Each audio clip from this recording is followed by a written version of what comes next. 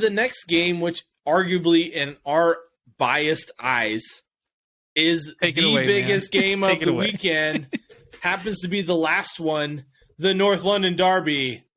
I mean, what do we think of Tottenham? Shit. And what do we think of shit? Tottenham. Thank you. We hate Tottenham. We hate Tottenham. We hate Tottenham. We do. Anyways, Arsenal win 2-0, 8 points clear of Manchester City. Thank you, Manchester United. Red all the way. But that brings us to next weekend. I mean, that's going to be a hell of a game, Manchester United and Arsenal. Arsenal were the better team straight out of the blocks. I mean, we've been seeing this from Tottenham all season. First half, they sit back. Takes them a while to get started. Second half, they look better.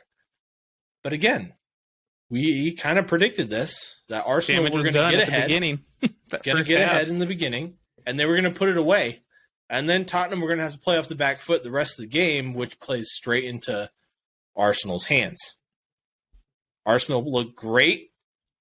Tottenham looked like they could not, the entire first half, could not get a pass off, let alone get out of their own half. That first goal, though.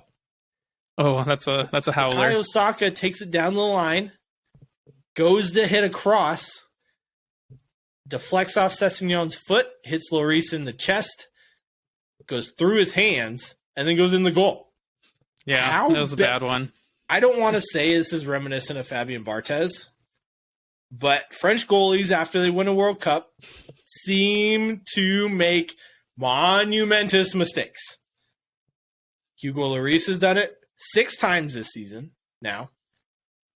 Fabien Barthez did it a lot for Manchester United. Is this a French thing, or is this an aging Hugo Lloris thing? I think it's an aging Hugo Lloris thing. I do. He's up there. He just retired from the national team. So that was a bad mistake, man. It was real bad. Saka had no hope of scoring from there at that angle. You can see by his celebrations, he didn't expect that to go in, and when it went in, he turned around and was like, "I'll take it." It went in. Cool. Yeah, we're up 1-0. This is great. Yeah, and then the second goal, man, take nothing away from that one from Odegaard. He had a blast from all of 25 yards out. 25 yards out. Low shot down to the bottom right corner, and it was great from Odegaard. The problem for me, being unbiased, is the lack of pressure from Tottenham's defense. They let him dribble in, gave him an open shot to that bottom corner. All he did was slot it in, and Hugo Lloris, I mean, credit to Odegaard's shot, but Lloris, he dove late. It looked like he just fell over. Yeah. He dove late, and then, like you said, the midfield there for Tottenham, there was no pressure on Odegaard. It was kind of on a counterattack. The midfield goal or defense. Yeah. Yeah. So, I mean, that was the first half. We go into the second half. I'm thinking Arsenal are going to win this by 4 or 5-0. And then we get the normal Tottenham. After halftime, they make adjustments. They get more attacking. They looked much better. However, they faced a brick wall of Aaron Ramsdale with 7 saves, and a couple of them I'm absolutely shocked that he made. He had some really nice saves. He had one in the first half, right before halftime, a glancing header from Harry Kane. But for me, the best save was that Ryan Sessegnon one off his foot. I mean, at that point, that ball's going 1-0, and that was early in the first half. I think that was within the first 10 minutes or so. I think it was like the 56th minute, but yeah, I mean, it was close. It was close in the beginning of the first half, and so they would have had a long time to get that second to try to equalize. But yeah, Ramsdale came up big, made some key saves, and kept Arsenal in it. And then you kind of see there the last 10 minutes or so, the hope kind of faded from Tottenham, and Arsenal saw the win. But yeah, I mean, Spurs had about 10 minutes in that second half where they were the clear and obvious better team. They were getting chances, yeah. But if it wasn't for Aaron Ramsdale, I mean, this game could have been completely different. Some of those saves, granted, Tottenham's shooting, they might have had some that were on target, but most of them were right at Ramsdale. There were a couple, a Son shot, a Kane shot, and the Sessegnon save, which arguably, easily the best save. Not arguably, that was the best save.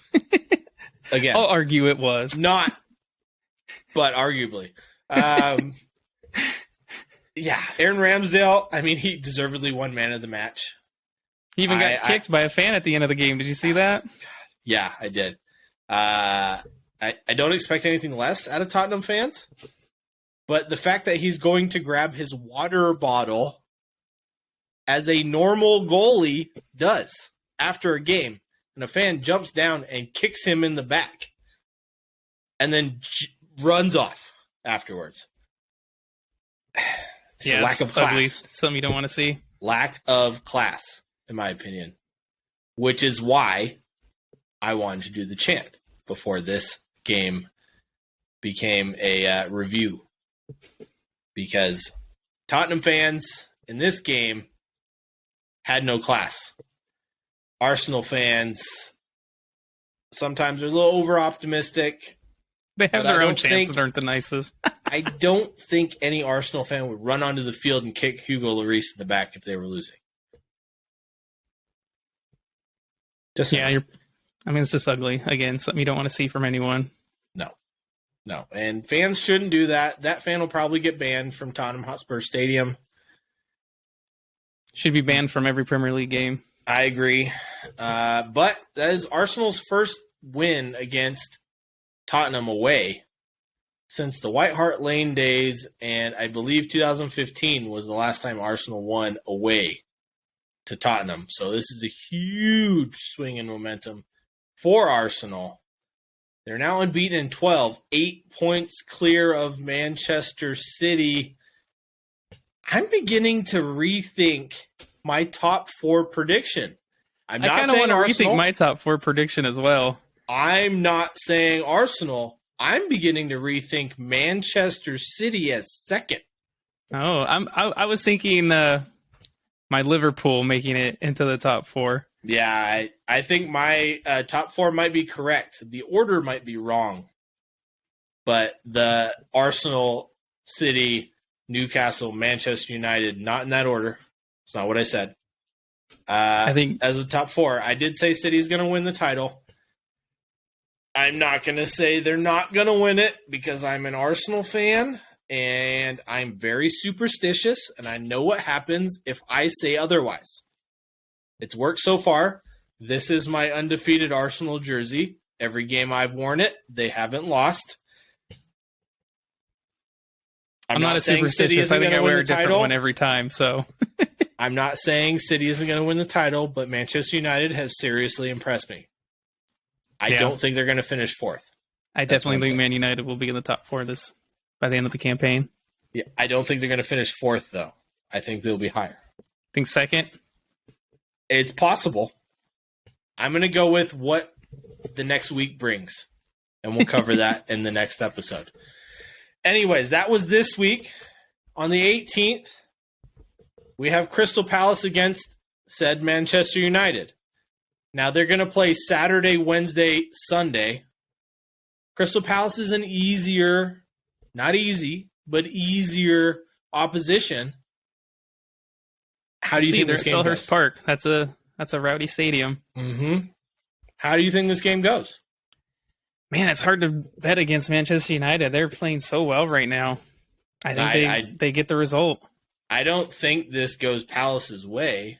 I think Palace might make it interesting because they're at home. Yeah. But I do think Marcus Rashford makes it 8 games in a row with a goal.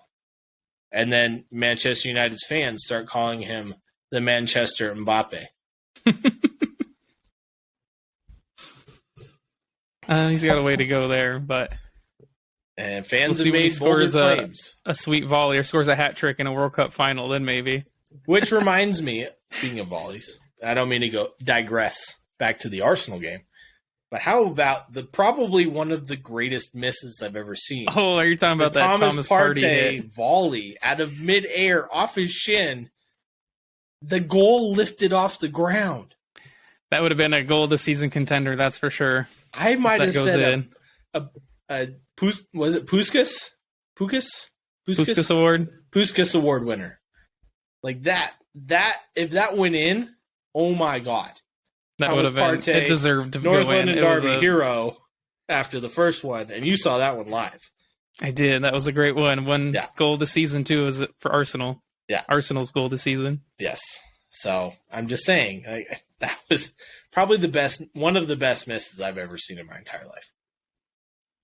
So